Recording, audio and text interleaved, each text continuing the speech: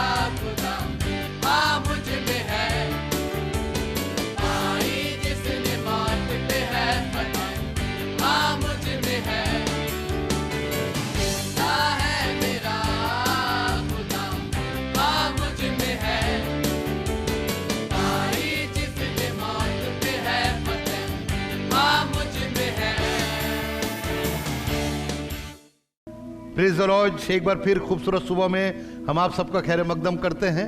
खुदावन यीशु मसीह के जलाली कुद्दूस और कय्यूम नाम में आपके पास सलाम लेकर आए और ये सलाम आपको कबूल हो। आज की जिस तरह हर मंगलवार आपके साथ जमा होकर खुदा के नाम की हम उन बातों को जो आपके लिए ज़रूरी हैं आपको बताना चाहते हैं, और चाहते हैं कि आज की तारीख में हर इंसान खुदा के कलाम पे चलकर खुदा उनकी नज़दीकी को हासिल करें, क्योंकि हमने बताया भी है कि हमारे लिए तो भला यही है कि हम खुदा की नज़दीकी को हासिल करें, किसी भी तरीके से खुदा की नज़दीकी को हासिल करें। जो हम दुनिया की बहुत सी चीज़ों को हासिल करने की कोशिश करते हैं, तो हम खुदा की नज़दीकी को हासिल करें तो खुदा बाप बहुत बरकत देगा। इसी तरह हम ग्रेस ऑफ गॉड के इस प्रोग्राम में जो कि assembly of believers church Shakarpur की जानिब से आपके पास आए, और हम चाहते हैं कि जब आप इस कलाम को देखें और कलाम को देखने के बाद आपके जहन में बहुत से सवाल उठते हैं, तो आप उन सवालों को का जवाब पाने के लिए हमसे मुखातिब हो। हमारे वो टेलीफोन नंबर, हमारा ईमेल आईडी वगैरह, हमारी वेबसाइट आपके स्क्रीन पर आ रही है। आप उनको देखकर हमारे साथ खुदा की इबादत का इजाफा कर सकते हैं। आज आपकी तरक्की के लिए और अपनी तरक्की के लिए एक बात लाया हूं, और मिलेगी रोमियो की किताब, उसका 12वां बाब, उसकी 11वीं आयत में ऐसा लिखा, कोशिश में सुस्ती ना करो। मेरा आज और आपके लिए आज जो मरकजी बात है वो है कोशिश। कोशिश एक ऐसी चीज है जो इंसान को कामयाब बना देती है। जैसे कि जब बच्चे एग्जाम की तैयारी करते हैं, कितनी कोशिश करते हैं और सुबह शाम लगे रहते हैं इम्तिहान के दिनों में, उन्हें खाने की भी फुर्सत नहीं है, वो टीवी भी देखना बंद कर देते हैं, वो घूमना फिरना बंद कर देते हैं, कोशिश करते हैं, और कोशिश करते हो तो इम्तिहान में पास होते हैं। इसी तरह खुदा कलाम मेरा आपको सिखा रहा है कि हम कोशिश में सुस्ती ना करें, क्योंकि जो कोशिश में सुस्ती करता है उससे खुदा बाप खुश नहीं होता है, और जब खुदा बाप खुश नहीं होता है तो उसकी जिंदगी कोता हो जाती है। तो कोशिश में सुस्ती कौन करता है? उसे कहते हैं आलसी। और आलसी आदमी के लिए खुदा बाप ने इमसाल की किताब में लिखा था कि मैं एक आलसी के खेत के पास से निकला, तो वहां पे फल होने चाहिए थे या अनाज होना चाहिए था, लेकिन मैंने वहां पे ऊंट और कटारों को बढ़ते हुए देखा, उसकी बाउंड्री को ढाया हुआ देखा, क्योंकि वो उसने कोशिश नहीं करी और सुस्ती करी। और खुदा कलाम मेरा आपको दिखाता है कि बाइबल में लिखा जो सुस्ती करता है वो खुदा के लायक नहीं है। सुस्त आदमी खुदा की बादशाहत में दाखिल होने के लायक नहीं है। इसलिए कलाम बता रहा है तुम कोशिश में सुस्ती ना करो, बल्कि खुदा की हजूरी में लगे रहो। इफ्सियों का खत है, उसका 4वां बाब 3री आयत, कोशिश में सुस्ती ना करो बल्कि इसी कोशिश में रहो, रूह की यगांगत सुलह के बंध से बंधे। इसके माने हम कोशिश नहीं करते तो रूह हमसे अलग हो जाती है, रूह की यगांगत हमारे अंदर बनी रहती, क्योंकि हमने कोशिश नहीं करी, हम सुस्ती कर गए, हो जाएगा देख लेंगे। आपको मालूम है 5 कुंवारियां, उन्होंने सुस्ती करी कोशिश में, और जब कोशिश में सुस्ती करी तो दरवाजा बंद हो गया था उनके लिए। मैं भी आपके लिए चाहता हूं आपके लिए दरवाजा बंद ना हो। फिर से पढ़िए ये बात, और इसी कोशिश में रहो।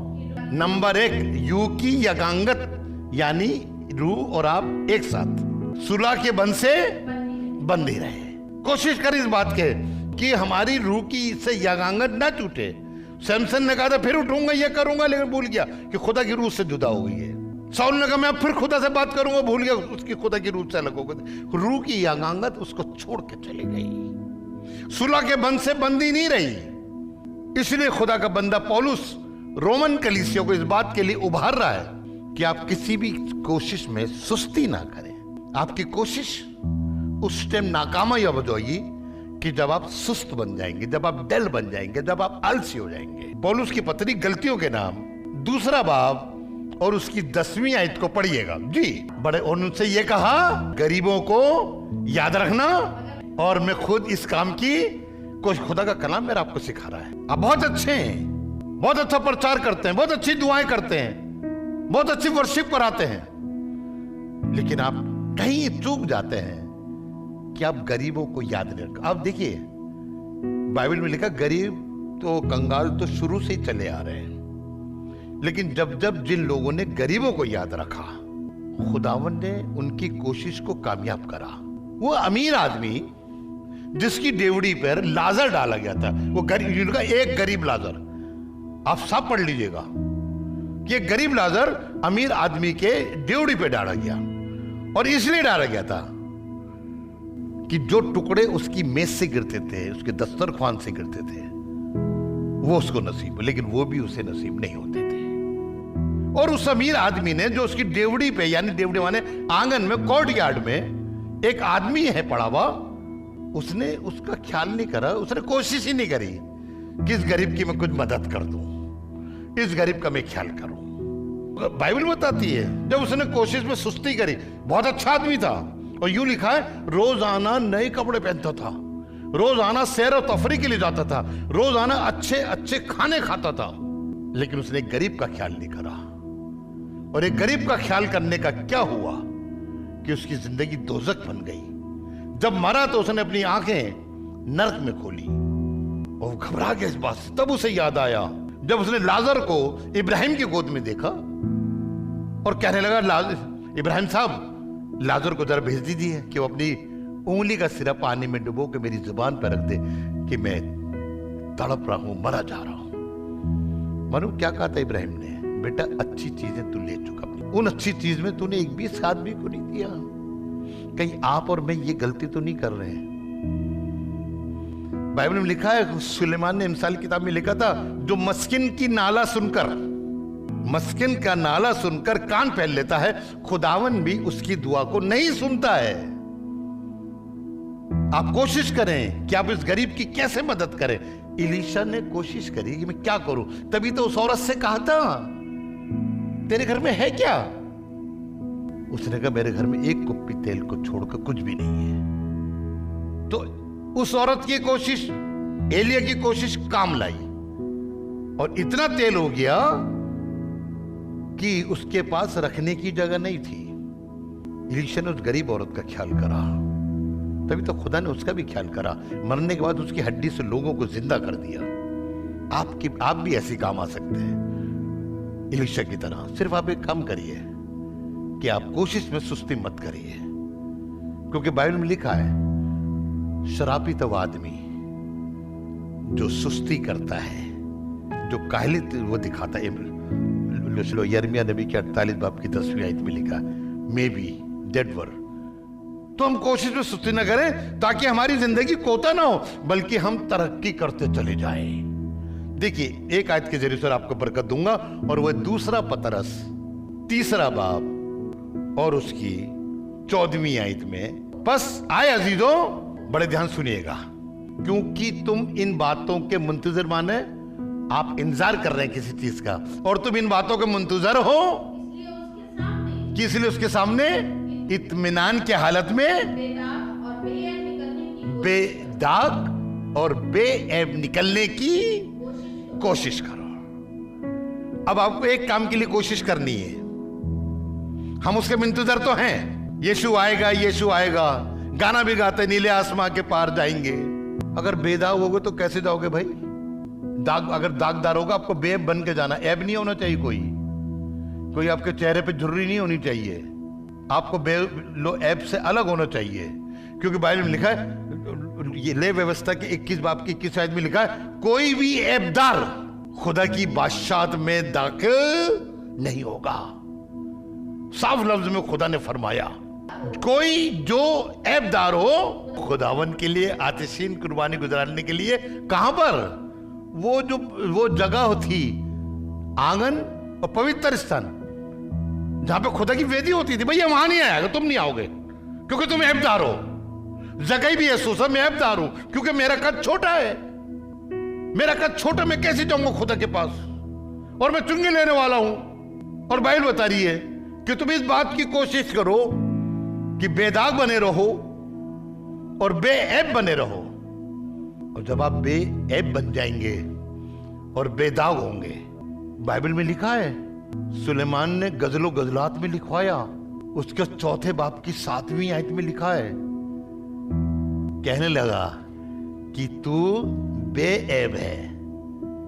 ऐसे लिखा शायद 4 बाब 7वीं आयत, जो खुदा का बंदा लो सुलेमान ने लिखा, गजलो गजला सबोपदेशक के बाद आता है 4 बाब 7वीं आयत, और खुदा कह रहा है, आए मेरी प्यारी, तू सरापा जब, यानी बड़ी खूबसूरत है भाई। बहुत से लोग दिखते में बड़े खूबसूरत लगते हैं, वो अंजीर का पेड़ बड़ा देखने में अच्छा लग रहा था, सरापा जमाल लग रहा था, लेकिन फल नहीं था उसके पास। तू सरापा जमाल है, तुझ में कोई भी ऐब नहीं है। हमारा आसमान का खुदा ऐसी वाली कलीसिया को निहार रहा है कि हम सरापा जमाल बने और हमारे अंदर कोई भी ऐब नहीं होना चाहिए, क्योंकि कोई भी ऐबदार खुदा की बादशाहत में दाखिल नहीं होगा। ज़कई ने अपने उस ऐब के खातिर कोशिश करी कि मैं बेऐब हो जाऊं, और वो अपनी कोशिश में कामयाब हुआ। अगर वो कोशिश में सुस्ती करता तो उसको देखने नहीं जाता, कोशिश में सुस्ती करता देखने जाता लेकिन कूलर के पेड़ पे नहीं चढ़ता, कोशिश में सुस्ती करता पेड़ पे तो चढ़ जाता लेकिन उसका हुक्म मान के नीचे नहीं उतरता।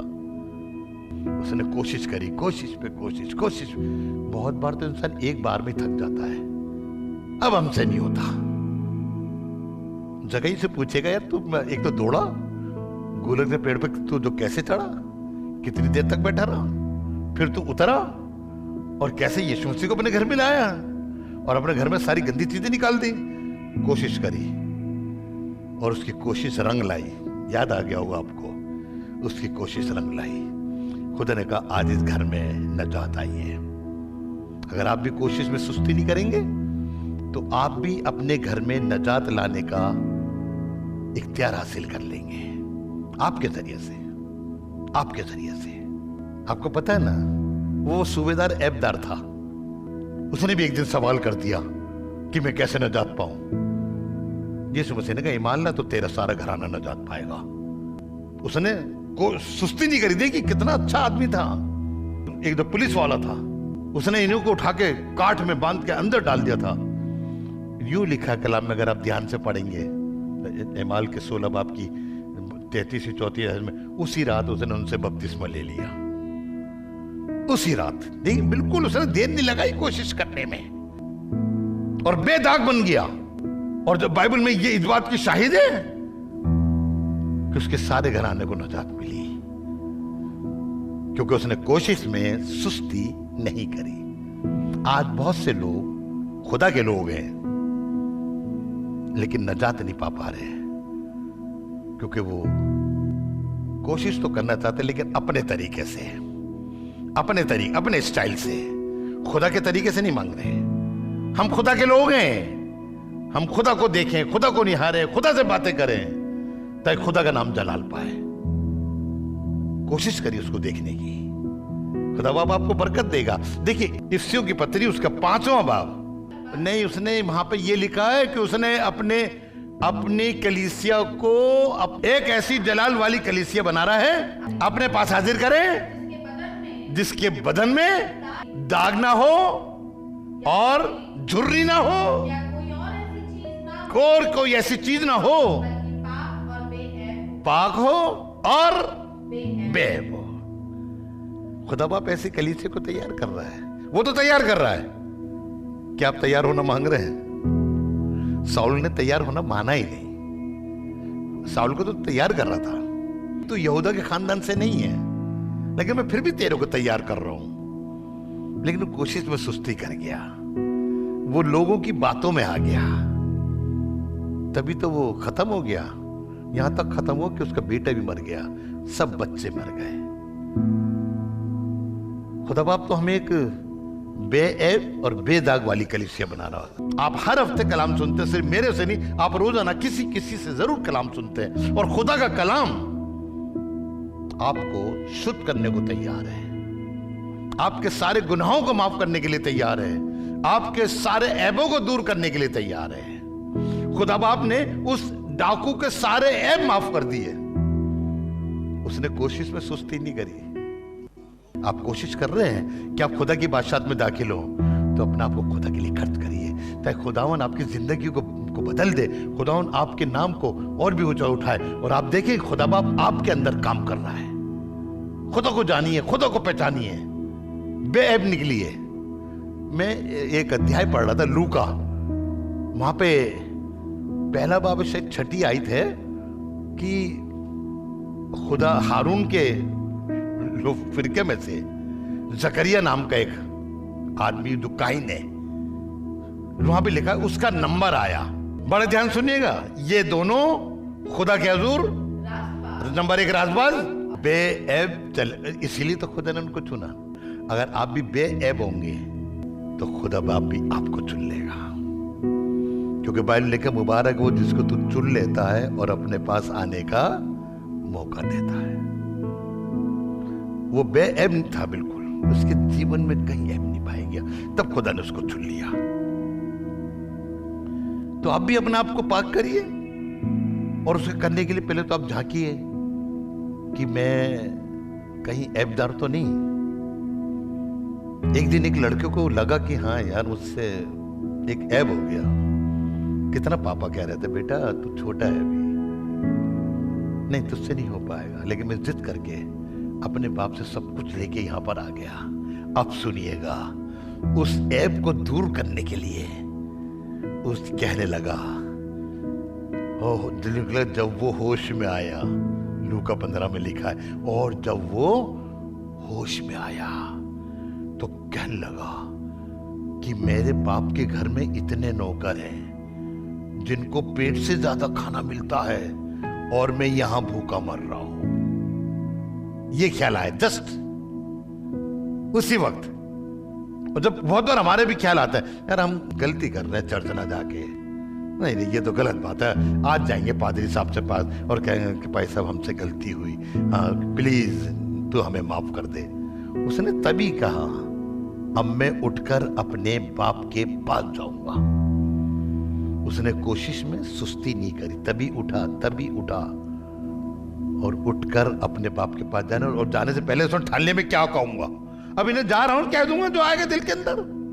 जब आप खुदा के सामने जाएं तो ठान के जाएं, आज मैं खुदा से क्या कहूंगा। बहुत से लोग चर्च में आते हैं, उन्हें पता नहीं होता क्या क्या कहना है, हमने खुदा की गवाही में क्या कहना है, हम उसी टाइम खड़े होकर कुछ बोलने लगते हैं। और मैंने बहुत से ऐसे लोगों को देखा, जब वो खड़े होकर वो देते हैं गवाही, तो अपने बच्चों की तारीफ करते हैं, अपनी तारीफ करते हैं, देखकर लोगों की तारीफ करते हैं, कभी ये नहीं कहते कि हमसे गलती हुई।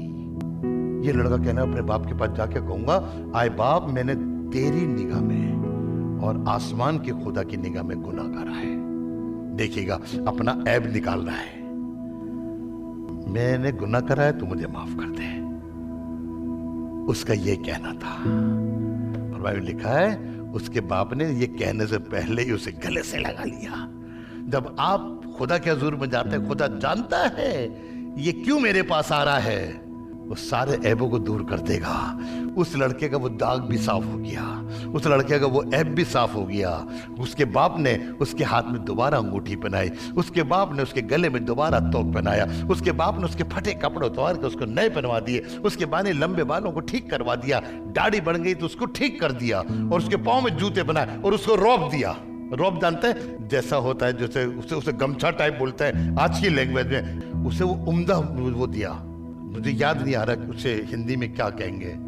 उसको वो अता फरमाया और कहा मनादी कर दो, मेरा बेटा खो गया था मिल गया, मेरा बेटा मर गया था फिर से जिंदा हो गया, ज़ियाफत करो, उम्दा से उम्दा खाना बनाओ। आज आपका खुदा भी आपके लिए ये खुशी करेगा, सिर्फ आप मान लें कि मैं गुनहगार हूं। You repent thyself, Lord I am Sinner, Lord I am Sinner. वो ऐबदार था जो हैकल के बाहर खड़े होकर कह रहा था, आए खुदाउन मैं तो बहुत गुनहगार हूं और इस काबिल भी नहीं कि मैं अपना चेहरा तेरी तरफ उठा सकूं और अपने होठों से तेरा नाम ले सकूं। बाइबल में लिखा है यीशु मसीह ने क्या कहा। यीशु मसीह ने वो वाला नहीं जो कह रहा था मैं हफ्ते में 2 बार उपवास रखता हूं, वो वाला नहीं जो अपनी सारी कमाई में से 10 से देता हूं, ये वाला आदमी राजबाज बनकर अपने घर गया। खुदा ने उसके सारे एहसान माफ कर दिए। बहुत ऐबदार था, खुद बयां कर रहा था कि मैं ऐबदार हूं, लेकिन यहां तो इसने बयां करा। मैं एक औरत को जानता हूं जिसने बयां भी नहीं करा कि मैं इतनी खराब हूं। शमौन कोढ़ी के घर में जब यीशु मसीह खाना खा रहा था, ये औरत उसके कदमों पे आई और इतना रोई कि उसके पांव भीगकर अपने बालों से उसको पहुंच दिया, और इतर जो लाई थी जटामासी का संगमरमर के पात्र में उसके ऊपर उंडेल दिया और संगमरमर के पात्र को तोड़ के दूर कर दिया। उसका ये करना खुदा को अच्छा लगा। खुदा ने उसके सारे ऐब माफ कर दिए और कहने लगे जहां जहां मेरी मनादी की जाएगी इस औरत का भी जिक्र किया जाएगा। बेऐब। अगर वो औरत थोड़ी सी को सुस्ती कर जाती तो शायद खुदा से ये शब्द ना कहलवाती। आप भी खुदा के पास आइए, आप भी खुदा से कहिए, खुदा बाप हमसे भी गलतियां हुई हैं। अब कहिए नहीं, लेकिन जब आप खुदा घर में खड़े होंगे हन्ना की तरह आंखों से आंसू निकल रहे होंगे और आपके लब हिल रहे होंगे, खुदावन आपके दिल और गुर्दों को जांचने वाला है। खुदावन आपके अंदर की हालत को जानता है, वो आपकी हर चीज को माफ करने के लिए तैयार है। कहिए खुदा बाप तू मुझे माफ कर दे, खुदा बाप तू मुझे माफ कर दे। आप बेऐब बन जाएंगे, आप बेदाग बन जाएंगे और जकरिया की तरह आप खुदा की खिदमत करेंगे। और उस औरत की तरह आपका भी नाम यीशु के साथ जुड़ जाएगा। वो तभी जुड़ेगा जब आप कोशिश में सुस्ती ना करेंगे। दूसरा तीमुथियुस 4 बाब 9वीं आयत सुनिएगा। ये आयत मुझे बड़ी अच्छी लगती है, जो मेरे को एंकरेज करती है। मेरे पास दल लाने की कोशिश कर। बड़ा सिंपल सा है ना, सुनने में बड़ा सिंपल लग रहा है कि मेरे पास जल्द आने की नहीं। अभी तो मैंने अपने लिए खेत लिया है, मैं इधर उसको जोतने जा रहा हूं। हम खुदा बाप कह रहा मेरे पास जल्द आने की कोशिश, मैंने बैल लिया है, मैं उनको आजमाने जा रहा हूं, मेरा वो मर गया मैं उसको दफनाने जा रहा हूं, वगैरह वगैरह वगैरह। नहीं नहीं, खुदा का कलाम कह रहा है कोशिश करनी है खुदा के पास जल जाने की। हम इतने साल के हो गए, आप अपनी उम्र को देखिए। आए जवान बच्चों, आए बुजुर्ग लोगों, आए बुजुर्ग बहन, आए जवान बेटी, क्या आप खुदा के पास आ गए हैं? आपने कोशिश करी कि मैं खुदा के पास जाऊं? हमें खुदा के हजूर में खड़ा होना है। हम गलती यही कर रहे, हम खुदा के हजूर में नहीं खड़े हो रहे, उसके पास जाने की जल्दी नहीं कर रहे। चर्च का टाइम अगर 10 बजे का, तो हम तो सोचते कि 10 बजे ही निकलेंगे। बहुत बार मैंने लोगों को देखा है कि 1 घंटे लेट आ रहे हैं, आधे घंटे लेट आ रहे हैं। Why, what is the reason भाई? आप खुदा के घर में जल्द जाइए, कोशिश करिए। गाड़ी पंचर हो गई, गाड़ी खड़ी कर दीजिए, खुदा के घर भाग के जाइए। गाड़ी नहीं मिल रही, कोई कन्वेंस नहीं मिल रहा, तो पैदल भाग के आइए। तभी तो एक आदमी कहने लगा मेरे लिए तो यही भला है कि मैं खुदा की नजदीकी हासिल करूं। और उसने ये हासिल करने के लिए जल्दी करी और सोचना कहीं कोई और याला हिस्सा न छीन के ले जाए, क्योंकि बाइबल बताती जोरावर जोर लगाकर आसमान की बादशाहत में दाखिल हो जाते हैं।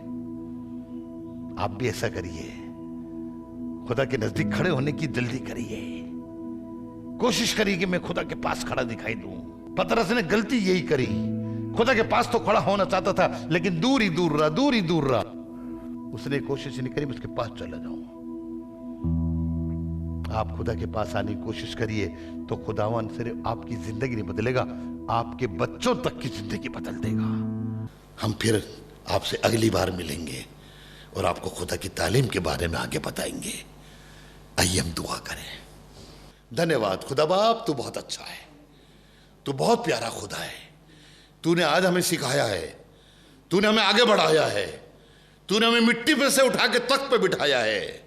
हमें होने दे कि हम तेरी तालीम को ना भूलें। आज तूने हमें दो चीजें सिखाई हैं, दिल के गरीब बनना और खुदा के लोगों के लिए गम उठाना। काश हम ऐसा कर सकें और तेरे नाम को महिमा दिला सकें। सुनने वालों को बड़ी बरकत दे और वो इस बात को सुनकर उस पर अमल करें, ताकि इनकी जिंदगी खूबसूरत से खूबसूरत से खूबसूरत होती जाए। आसमान पे इनके नाम का चर्चा हो कि खुदा बाप शैतान से कहे, तूने मेरे बंदे इस बंदी को देखा जो दिल का गरीब है और जो मेरे लिए गम उठाता है। क्योंकि बाइबल बताती है जो खुदा के लिए गम उठाते हैं वो नजात पाते हैं। हम सबको बरकत दे, यीशु के नाम से मांगते हैं, आमीन। उम्मीद है कि आज आपने जरूर बरकत को हासिल किया होगा और खुदावंद ने आपको आशीष दी होगी। हम चाहेंगे कि आप हमसे संपर्क करें। अगर आप किसी भी तरीके की सहायता करना चाहते हैं, दुआएं हैं आपके पास, प्रार्थनाएं हैं, तो ज़रूर आप हमसे संपर्क करें। हमारा पता और हमारे नंबर्स आपके पास पहुंच चुके हैं। आप इनके द्वारा हमसे कांटेक्ट कर सकते हैं ताकि हम दुआओं में और आपके साथ मिलकर खुदावंद की महिमा में आगे बढ़ सके। Praise the Lord. खुदा आप सबको बहुत आशीष दे। हमारा एड्रेस है assembly of believers church, S410 street number 11, school block, Shakarpur, Delhi 110092। और अगर आप हमसे फ़ोन पे कांटेक्ट करना चाहते हैं तो हमारे नंबर हैं 8527158740 और दूसरा नंबर है 9891358387। इसके अलावा 9891152423